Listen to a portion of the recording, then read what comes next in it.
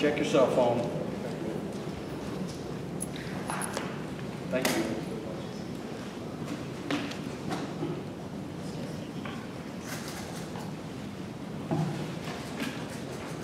Let me know when everyone's ready. Okay, cool. Thumbs up or something. Anybody need me to wait? Okay, we'll get started.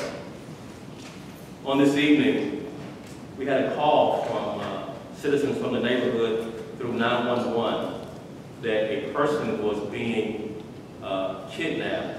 They were actually tied up and being dragged into the home there that we responded to tonight. 3 Dallas officers responded to the house and surrounded the house. They then knocked on the door of this home and immediately heard inside people scurrying around in the house trying to get out of the front door and the windows. They heard windows being broken. Immediately, officers gave a foot chase on 4 suspects. 3 officers began a foot chase of 4 suspects. Officers observed a handgun on one of the tables in the house. One of the officers, Officer Brian Roden, that's spelled R-O-W-D-E-N, Brian spelled B-R-I-A-N, badge number 8477, with about 8 years on the police department, chased suspect and victim James Harper. And they chased through an alley over 3 separate fences, during which time, throughout the foot chase, there were 3 separate physical fights between Officer Roden and Mr. Harper.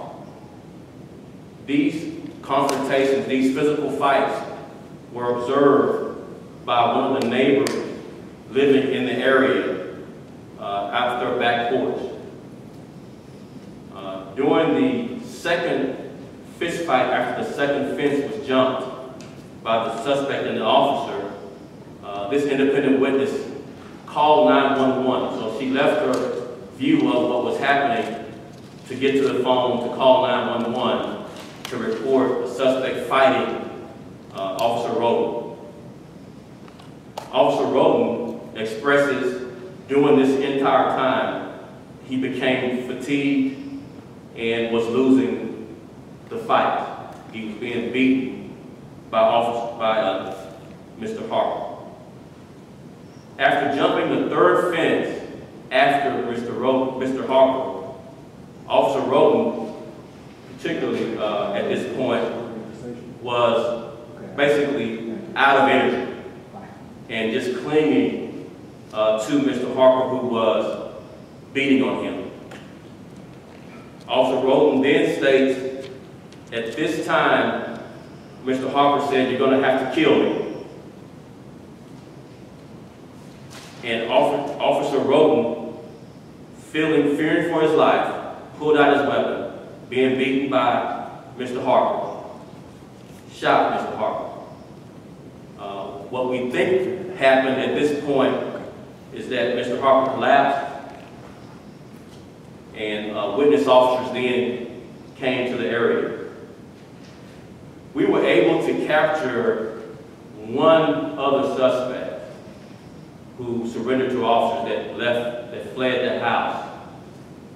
We also have as evidence crack cocaine in the house, in the front yard, on the side of the house.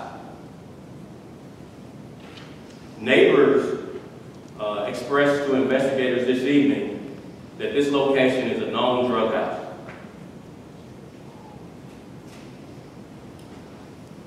Mr. Harper has been arrested. I'm going to read the entire arrest record.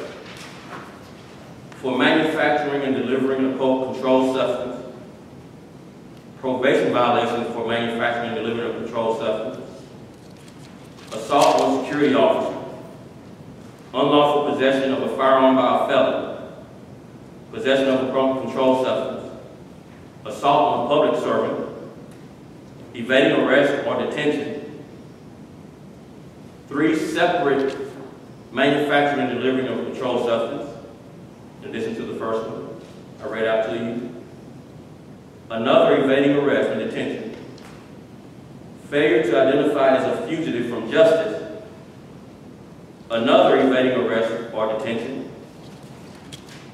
and unauthorized use of a motor vehicle, which is basically stealing a car. At this point, which is very early in the investigation, the night of the shooting, we have yet to really piece together whether or not the officer was fired upon. We don't think that they were, but we're continuing to investigate that belief. We're also not able to find a gun that Mr. Harper possessed. We do not have a gun that Mr. Harper possessed. At some point during the initial altercation between the 4 suspects at the house, the 3 officers believe someone grabbed a gun that was on the table that they saw. They didn't know which one as they pursued the 4 on foot. We do have a wad of cash in the front pants pocket of Mr. Harper. A couple of things I want to add before I take questions. At this point this year to date, there have been 100 assaults of officers by suspects in the Dallas Police Department. At the same point last year, there were 88. So a significant increase. The process forward. There's an internal investigation that will continue over several days. Our special investigative unit, which investigates all of our shootings, will look at and piece together all of the physical evidence along with all of the witness statements from anyone that might have observed. And so I want to really here appeal to anyone in that neighborhood, in that area that saw or heard anything to call the Dallas Police Department so that we can take their statement. At that point, when that internal investigation concludes and the special investigation is completed, we turn over that evidence to the district attorney, who will then present that evidence to an independent grand jury. The independent grand jury will decide whether or not this shooting was justified. Any questions? Was Mr. Harper shot in the back? Let's do this one at a time. Rebecca, I think you were quicker than you, so then we'll get you next. Chief, the family was out there saying that they believe, and the witnesses were also saying that the suspect was shot in the back. Is there any truth to that? Where was the suspect shot? Let me say this about family members, and I know that's a great interview at the time the shooting happened, but it's the probably worst evidence you have when family members, first of all, find out they lost a loved one, no matter the circumstances. They're very emotional. And so we have to give pause to commentary from family members the day of they hear that their family member. We don't believe any of the family members have witnessed anything. As far as where was he shot, our preliminary belief is he was shot in the stomach area and in the hand area. But that's very preliminary. The actual person that rules on where he was shot is a medical examiner. And why I want to make sure I make that distinction is because entrance wounds and exit wounds of a bullet can look the same. And so what looks like an exit wound is actually an entrance wound. And so we have to be careful as laymen trying to determine where a person was shot. I'm more likely to hear from people in the neighborhood that are emotional about this, say he was shot in the back, almost on every shooting. And of course, you all have to report what you find at the time, but we have to be very cautious at determining entrance and exit wounds. What about the crowd that was gathering out there? Can you address that? We had early reports that the crowd was unruly. What we're finding out now from investigators is that there's some type of family feud happening in that neighborhood. And we actually believe at this point that the 911 call was bogus, that there was no one being dragged or tied with tied hands to that house, that it was a drug house, and that there may be some feud with some competitive drug dealers from a different family that reported this family, so police officers will respond and take that action, actually put these drug dealers in jail. And so we believe that was bogus. And if you don't mind, you make a good point. I want to read kind of the comments from the call and let you know why we believe it was bogus. The person that called states he witnessed 5 to 6 black males, all with guns, take a black male into the listed address. The black male had his hands tied up behind him. And what they were planning to do, the person was unknown, but they felt like it was something obviously similar to a kidnapping. There were no black males in the house. And we tried to call that number back, and it actually called back to a number not related to this area at all, and a person that didn't speak English. And so we don't know how that was manipulated, but we believe it was bogus, given the facts we know now, who was there, what was happening at this house. We had a question back here. Chief, regardless of how this all goes down, perception becomes reality in neighborhoods, especially tough neighborhoods like this where you guys wind up dealing with drug dealers and things like that. How do you get back to a level of trust after what has happened today and what's transpired in the conversations that have taken place between officers and that neighborhood right there on the front lines? Appeal to you to report accurately what happened. That's how we overcome perceptions and realities, so that we can give the facts to you, and now you can report some facts rather than speculate based on emotional responses from people in the neighborhood or family members because they lost a loved one or a friend. These are facts, and we'll continue to pursue the facts. But I think one of the things that I really appeal to you, and the reason why I'm doing the press conference, is so that we can make sure that that neighborhood hears from the chief of police that I've been briefed on the facts, and I will continue to release information as we find what's happened out there. Chief, you said that Officer Rodin was fatigued and was in a fist fight at least once. What is his condition currently? Well, right now he's resting and talking to investigators. We're continuing to interview him. Just let me talk a little bit about your question, because I think it's important for the public to understand, particularly this neighborhood.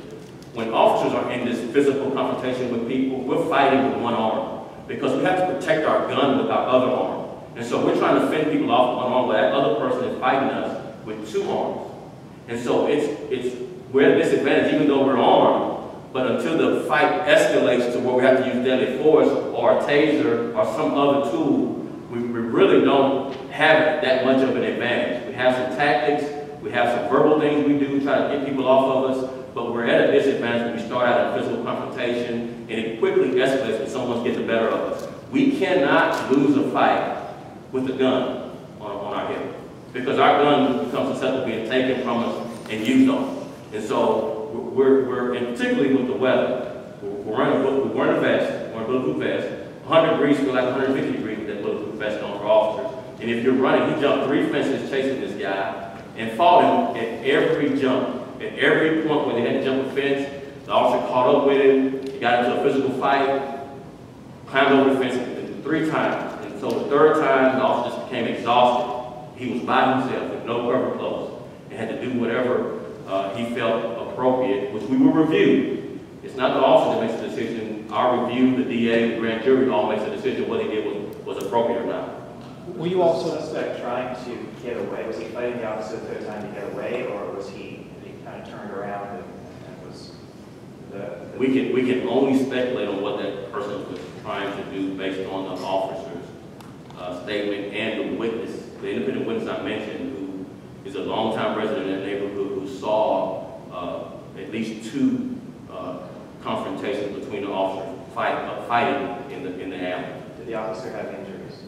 Yes. Okay. At this point, I don't know all the injuries the officer had, but at one point he was kicked in the chest pretty aggressively. Another point he was being beaten in the upper body. And another point he was just hanging on, and just basically not even able to do anything, and just was basically the victim of the beating at the third stage of this.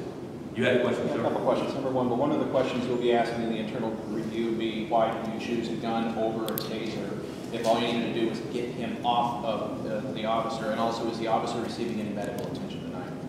I don't know that he's receiving any medical attention. I think he's probably receiving a lot of fluids. I think part of this is the temperature and you know, this low bid polyester is not breathing very well in the heat. When you're running and jumping fences and fighting, it gets very hot with the vest on. Of course, our job is to second guess everything that happened at every point. And so there'll be an appropriate time for why you didn't use a taser, why didn't you use some other tool that we have. There was a point where the officer got on top of it, was trying to handcuff him. And the suspect took the handcuffs away, and the officer couldn't get him back. And then the handcuffs become a weapon. Actually, the handcuffs become a deadly weapon. Because if they're unhinged, there's a point until you can swing and really hurt someone. And so he basically lost the fight and had to make a judgment decision, which we'll criticize and we'll second guess. It's part of the internal review process. It's part of what the DA will do. It's part of what the grand jury will do. And of course, all of you will do that as well. And is he on paid leave until this is all over? Yes, and the extent of how long that leave will be my decision. If he needs longer, I'll give him longer. If I suspect, even though he may not believe he needs longer, if I think that he does, even though he may disagree, I'll set him down even longer. Just so that he can be in the right place when he comes to work. And does he go through like a psychiatric evaluation to make sure he is okay knowing the action he had to take as a human being? We don't mandate a psych. We refer them to, and most of the officers take advantage of that. If we see something that requires some mandate, we can do that as well. But we don't just automatically mandate him seeing a psychologist. I believe that's how we look at it. One more question? You said that he was arrested. Was he arrested before he passed away, or how? Okay, I read his criminal history. That was his criminal history. Okay. Yes, I read his criminal history. Okay. Any other questions? Is the officer in the hospital, or was he receiving treatment on scene? Is he at the substation? I don't know that he's receiving treatment on the scene. I got the briefing and came right down here to you. This usually takes a couple of days to get to this point. I fast-tracked everything, so some of the information that's kind of on the fringe is not accurate. As soon as we know more about what kind of treatment the officer has, we'll definitely release it. Chief, is it unusual that rival drug dealers would involve the police to take out a rival? I mean, is that an unusual 911 call for you guys to get? Everything that the drug dealer does is unusual. The fact that they're selling this poison to the community, they should be ashamed of themselves. So everything they do, I'm not surprised at anything a drug dealer does, to be quite honest with you. But has that happened before? Are you aware of cases where... I don't recall that happening, but again, every circumstance is different. I don't doubt that this was bogus and that this was some rivalry and that we got in the middle of it, being drawn in with this bogus reasoning. This 911 call doesn't make sense the way it came out. There were no blackmails there. There was no one we could find that was tied up. Everyone broke and ran. There's crack cocaine all over the yard and in the house. There's a gun that we see. This person that we confronted in fault had water money in his pocket, had a lengthy drug record, 4 separate arrests for manufacturing and delivering drugs, along with the other lengthy things I read to you. And so he's a drug dealer, basically, based on his arrest record. Do you have an estimated monetary value to how much crack cocaine was scattered? No. Okay. One last question, someone that hadn't asked. Yes. Just to get a number, how many police officers were this afternoon? And you are asking for witnesses to come to report what they saw? What they saw or heard, we asked for 7 response teams, one from each of the 7 patrols to come out and help us manage the crowd, which did calm down, except for the families. And 7 response teams amounts to about 7 times 7 officers in each one response team. So that's 49. Thank you very much. I appreciate it. We'll be releasing more information in the coming days and weeks as we find it. Thank you very much. I appreciate it.